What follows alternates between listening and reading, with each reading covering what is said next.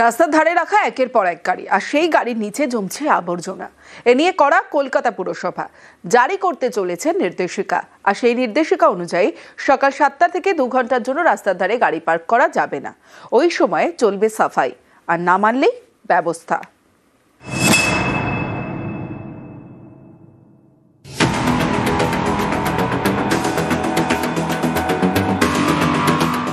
রাস্তার ধারে পার্কিং, সার দিয়ে দাঁড়িয়ে গাড়ি,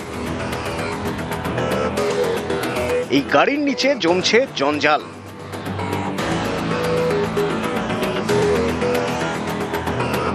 প্রিন্স আনোয়ার শাহ রোড, গড়ফা, শোভাবাজারই শুধু নয়, এ ছবি কলকাতার বিভিন্ন এলাকার। দক্ষিণ কলকাতার আনোয়ার শাহ রোড অত্যন্ত ব্যস্ততম রাস্তা, আর সেখানেই এরকম ভাবে গাড়ি পার্কিং করে রাখা থাকে রাস্তার ধারে, যাতে পুরসভার সাফাই কর্মীদের চূড়ান্ত সমস্যার মুখে পড়তে হয়। গাড়ির পাশে এবং গাড়ির নিচগুলোতে সর্বত্র জঞ্জালে পরিপূর্ণ। এখানে দীর্ঘদিন যদি গাড়ি থেকে যায় আমাদের কাজ করতে অসুবিধা হয়, কারণ আমরা গাড়ির ভিতরে পরিষ্কার করতে পারি না। যতটুকু ঝাড়ুটা যায় ততটুকু আমরা টেনে করে নিই, কিন্তু এরপরে আমাদের করা সম্ভব নয়। কোনো সময় গাড়ি পোটলা এসব প্লাস্টিকের মধ্যে ময়লা ফেলে হয়তো দেখা গেলো টার্নিং গাড়িতে গেল, বাইক চলে গেল, সেগুলো আমরা কাজ করতে আমাদের অসুবিধাই হয়। পার্কিংয়ে দাঁড়িয়ে থাকা গাড়ির নিচে জমছে জঞ্জাল, সমস্যা হচ্ছে সাফাইয়ে। এ নিয়ে কড়া কলকাতা পুরসভা, তারা একটি নির্দেশিকা আনছে। সেই নির্দেশিকা অনুযায়ী সকাল 7টা থেকে 9টা পর্যন্ত রাস্তার ধারে গাড়ি রাখা যাবে না। ওই সময় চলবে সাফাই। নির্দেশিকা না মানলে ব্যবস্থা নেবে পুরসভা। পুলিশের উপস্থিতিতে গাড়ি তুলে নিয়ে যাবে। গাড়িগুলোকে রেখে দিচ্ছে রাস্তায়। এবার আমার রাস্তা পরিষ্কার চাই, কিন্তু আমার গাড়িটাকে সকালবেলা সরাবো না, তাহলে আমি গাড়িটা ফুটপাথকে ধার ধরে রেখে দিয়েছি। এবার ফুটপাথের মাঝখানে যে নোংরাটা, সেটা ও ঝাড়ু দিয়ে পরিষ্কারটা করবে কী করে? সেই জন্য আমি কমিশনারকে বলেছি একটা নোটিফিকেশান করুন সকালবেলা অন্তত 2 ঘন্টা, 7টা দিয়ে 9টায়, যে কোনো গাড়ি পার্কিংয়ে থাকবে না, আমাদের গাড়ি কলকাতা পরিষ্কার করতে দিতে হবে। সুবিধাই হবে। কেন?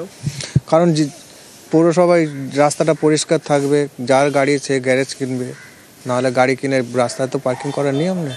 এটা তো অন্যায়, অনুচিত। পার্কিং প্লেসে পার্কিং করো। সমস্যা হচ্ছে মানে যে গাড়ি পার্কিং করে স্পেসটা কভার হয়ে যাচ্ছে ওই জায়গাটা, তো যখন যারা দাদারা আসে ময়লাটা পরিষ্কার করতে, ওরা ওইটুকুনি জায়গা পরিষ্কার করতে পারছে না, তো this is a big problem. আগামী সময়ে সকাল 7টা থেকে 9টা পর্যন্ত শহর কলকাতার কোথাও কোনো গাড়ি, প্রাইভেট গাড়ি হোক বা কমার্শিয়াল গাড়ি হোক, সেই গাড়ি পার্কিং করা যাবে না, এমনটাই নির্দেশিকা জারি করতে চলেছে কলকাতা পুরসভা। তাতে আখেরে কি ভালো হবে সেটাই মনে করছে শহর কলকাতার মানুষ। ক্যামেরা রাজীবের সঙ্গে অভিজিৎ চন্দ, নিউজ 18 বাংলা, কলকাতা। স্বাধীনতা সংগ্রামীর আশ্রম দখল, দুষ্কৃতী দৌরাত্ম্য, ঘরে তালা। গত মার্চে চাঞ্চল্যকর অভিযোগ ওঠে কসবায়। নিউজ 18 বাংলায় এই খবর দেখানো হয়। আবাসিকদের দাবি, এখন দুষ্কৃতী দৌরাত্ম্য কমেছে, পুনরুদ্ধার করা হচ্ছে সরলা পুণ্যাশ্রম। কসবার সরলা পুণ্যাশ্রম স্বাধীনতা সংগ্রামীর আশ্রম। এই আশ্রমের সঙ্গে জড়িয়ে নেতাজি সুভাষচন্দ্র বসুর নাম। মার্চে আবাসিকরা অভিযোগ করেন ঐতিহ্যশালী এই আশ্রমের জমিতে প্রমোটিং এর চেষ্টা চলছে। আশ্রম দখল করে ঘরগুলিতে তালা লাগিয়ে দেওয়া হয় বলেও অভিযোগ। একাধিকবার এই খবর দেখানো হয় নিউজ 18 বাংলায়। আবাসিকদের দাবি, একটু একটু করে এই আশ্রম পুনরুদ্ধার করা হচ্ছে। কয়েকটি বন্ধ ঘরের তালা খুলেছে। বাড়ছে আবাসিকদের যাতায়াত। শনিবার আশ্রমের বন্ধ হয়ে যাওয়া তাঁত ঘরের উদ্বোধন করা হয়। টিন কভার করার পরে আমরা অনেকটা এগোতে পেরেছি। এই যে বড়ি দেয়া, তারপরে পাঁপড় তৈরি করছে, হাতের কাজ করছে, কাঁথা তৈরি করছে। আমাদের নতুন পরিকল্পনা হচ্ছে, এই যেমন তাঁত ঘরটা বন্ধ হয়ে গেছিল, এইবার আমাদের তাঁত ঘরটা চালু করা। সেলাই অলরেডি হচ্ছে, সেলাইয়ের ক্লাসে মেয়েরা কাজ করছে, এবং তারপরে গয়নাগাটি তৈরি হচ্ছে। 1929 সালে হিন্দু বিধবাদের জন্য আশ্রম তৈরি করেন বেণীমাধব দাস। বেণীমাধব দাস ছিলেন নেতাজি সুভাষচন্দ্র বসুর শিক্ষক। তিনি প্রথমে বাড়িতেই আশ্রম চালু করেন। তারপর সুভাষচন্দ্র বসুর উদ্যোগে কসবায় আশ্রমের জন্য জমি পান। আশ্রম দেখাশোনা করতেন বেণীমাধব সরলার 2 মেয়ে কল্যাণী এবং বীণা। তারা ছিলেন স্বাধীনতা সংগ্রামী। মার্চে ঐতিহ্যশালী এই আশ্রমই দখলের অভিযোগ ওঠে। আবাসিকদের মারধর করা হয় বলেও দাবি করা হয়। সেই খবর দেখানো হয় নিউজ 18 বাংলায়। তৎপর হয় কসবা থানা, সরব হয় রাজ্য মহিলা কমিশন। আবাসিকদের দাবি এরপর থেকে ছবিটা বদলেছে। পুনরুদ্ধার করা হচ্ছে সরলা পূর্ণাশ্রম। শনিবার বন্ধ তাঁতঘরের উদ্বোধন হয়। মহিলাদের উপর অত্যাচার যেভাবে বাড়ছিল সেইটা আপনাদের ইনভলভমেন্টের পর ডেফিনেটলি অনেকটাই কমেছে এবং অধিগ্রহণের ব্যাপারটা যেটা টোটালি হাতের বাইরে চলে গেছিল, আমাদের নতুন কাজকর্ম শুরু হতে চলেছে এবং কাজকর্ম শুরু হয়ে গেছে। যে সরলা পূর্ণাশ্রমের সঙ্গে জড়িয়ে রয়েছে স্বাধীনতা সংগ্রামের ইতিহাস, সেই আশ্রম ফের কিছুটা অংশ পুনরুদ্ধার করতে পেরে যথেষ্ট খুশি আবাসিকরা। নিউজ 18 বাংলায় খবর আমরা সম্প্রচার করেছিলাম, আর তারপরে যখন তারা ফের একবার তাদের এই তাঁতঘরকে তারা চালু করছেন, তারাও যথেষ্ট আশাবাদী এই তাঁতঘর আগামীতে শহর কলকাতার মতো জায়গাতে তাঁত শিল্পের যে ইতিহাস রয়েছে সেই ইতিহাসকে সামনে তুলে আনতে আরও একবার অগ্রণী ভূমিকা নেবে। ক্যামেরায় মনোজ কুমারের সঙ্গে সার্নিক ঘোষ, নিউজ 18 বাংলা, কলকাতা। বিহারে ট্রায়াল রান, বাংলায় ফাইনাল। এসআইআর নিয়ে বিস্ফোরক সমাজকর্মী যোগেন্দ্র যাদব। এসআইআর এ বিহার টেস্টিং গ্রাউন্ড ছিল বলে দাবি। এসআইআর শুধু বাংলার জন্যই তৈরি বলে দাবি যোগেন্দ্র যাদবের। पहले दिन से मेरी मान्यता थी कि ये एसआईआर मूलतः बिहार के लिए नहीं था। बिहार तो केवल टेस्टिंग ग्राउंड था। ये स्पेशल इंटेंसिव रिवीजन मूलतः बंगाल के लिए बना था। নামবাদে পশ্চিমবঙ্গ 1 নম্বর হওয়ার আশঙ্কা। এসআইআর নিয়ে বিস্ফোরক সমাজকর্মী Jogendra Yadav. SIR form fill up না করলেই কোপ, তালিকা থেকে পুরোপুরি নাম বাদ যাবে বলে দাবি। সীমান্তবর্তী এলাকায় বহু নাম বাদের আশঙ্কা প্রকাশ করেছেন সমাজকর্মী যোগেন্দ্র যাদব।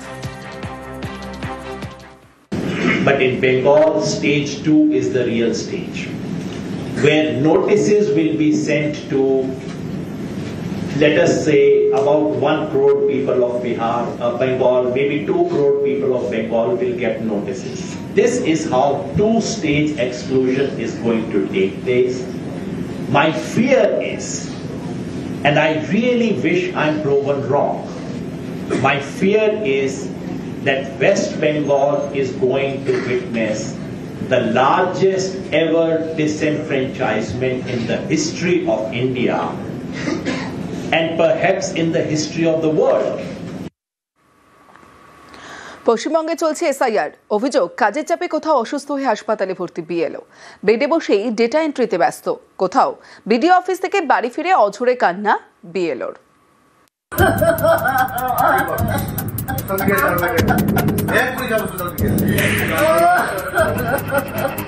আমি তো বলছি কাজে করে পিছিয়ে নেই তো, মোটামুটি করে কাজে করে পিছিয়ে নেই তো।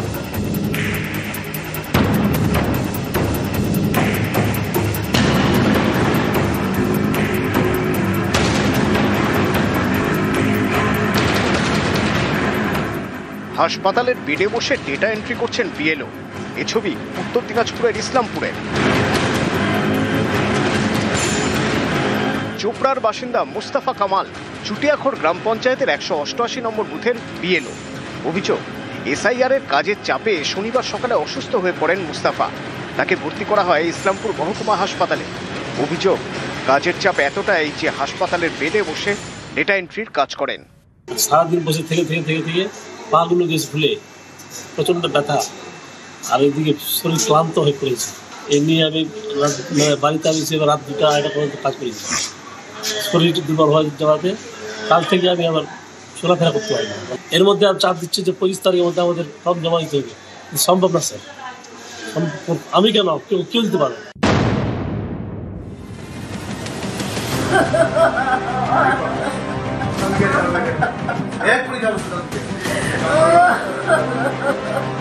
আমি তো বলছি কাজে করে পিছিয়ে নেই তো, মোটামুটি করেছে। কাজে করে পিছিয়ে নেই তো, মোটামুটি করেছে। হুগলির পান্ডুয়া এখানকার একটি বুথের বিএলও সুমিতা মুখোপাধ্যায়। তার দাবি, তিনি 1300টি ফর্মের মধ্যে 300টি ফর্মের ডেটা এন্ট্রি করেছেন। অভিযোগ, এই কারণে তাকে পান্ডুয়া ব্লক অফিসে দীর্ঘক্ষণ বসিয়ে রাখা হয়। দ্রুত কাজ শেষের জন্য চাপ দেওয়া হয়।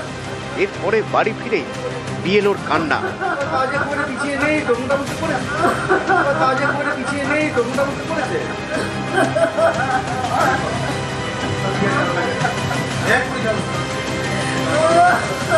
আমার কাজটা ডিলে হয়েছে এই কারণে আমি অ্যাডিশনাল বিএলও পরে পেয়েছি আপনাদের টেকনিক্যাল ফল্টের জন্য। আমার 10 বছর আগে থেকে অ্যাক্সিডেন্ট হয়েছিল, এই অ্যাক্সিডেন্টের পর থেকে কিন্তু আমার নিউরোসাইকিয়াট্রিস্টকে দেখাতে হয়, মেডিসিন নিতে হয়।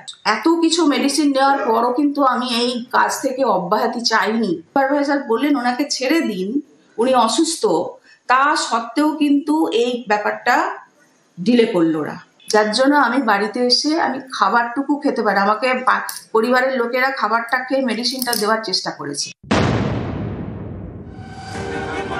জলপাইগুড়ি সদর ব্লকের গোড়ালবাড়ি গ্রাম পঞ্চায়েত, এখানকার খান সাহেব পাড়ার একটি বুথের বিএলও অঞ্জুয়ারা বেগম। স্থানীয়দের দাবি এসআইআর এর কাজ শুরুর পর তিনি অসুস্থ হয়ে পড়েন। এরপর থেকেই বিএলওর কাজ করছেন অঞ্জুয়ারার নাবালক ছেলে। বিএলওর যে সে তো নাই, এখন বলে হসপিটালে আছে কি কোথায় আছে আমরা তো জানি না। পরে ওর ছেলেকে কালকে জমা দিয়েছি। ভিডিও থেকে আসে একবার সঠিক মূল্যায়নটা যদি করে দেয় যে ও অসুস্থ বা ওর ছেলেই চলবে, পরে যদি কোনো ভুলভাল হয় তো তার দায়িত্ব কে নেবে। কৌশিক ঘোষ মুর্শিদাবাদের জঙ্গিপুরের একটি বুথের বিএলও। অভিযোগ, কাজের চাপে অসুস্থ হয়ে পড়েন, তাকে ভর্তি করা হয় হাসপাতালে। মাথায় ব্যথা, বুকে ব্যথা এবং হার্টবিট বেড়ে যায়। এই সঙ্গে সঙ্গে আমরা কাজ করতে করতে বাড়িতে অসুস্থ হয়ে একদম সেন্সলেস স্বাভাবিক অবস্থা, মাথায় জল দিয়ে আমরা সঙ্গে সঙ্গে ডাক্তারবাবুর কাছে নিয়ে আসি। কাজের চাপ কি প্রচণ্ড কাজের চাপ। নিউজ 18 বাংলা।